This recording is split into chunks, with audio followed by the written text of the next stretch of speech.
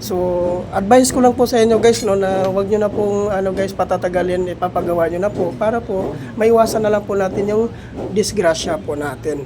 So, ngayon po guys, panoorin niyo lang po ito ng maigi guys dahil po napaka po talaga ito, napakaganda ng ginawa na to ng mekaniko na ito dahil inisa-isa po talaga niya pag-check po talaga sa para lang din po sa safety lang din po ng ng pagbabiyahe po natin.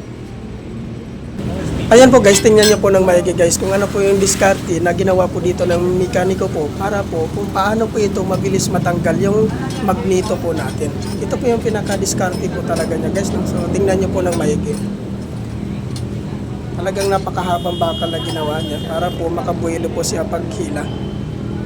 Ayan guys, panoorin niyo lang po ng maigi yan guys kung paano niya matanggal.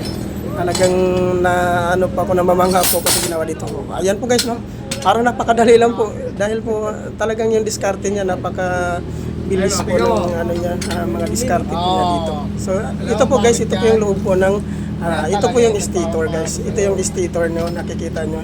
Sobrang dumi na po talaga guys. Dahil po 5 years mahigit na po yan, hindi pa talaga nalilinis yan. So kaya po nagkaganyan na po yung itsura po dahil meron na po yung tagas yung oil seal po dito. Kaya po mas madali na pong kapitan ng dumi po yung stator po dito.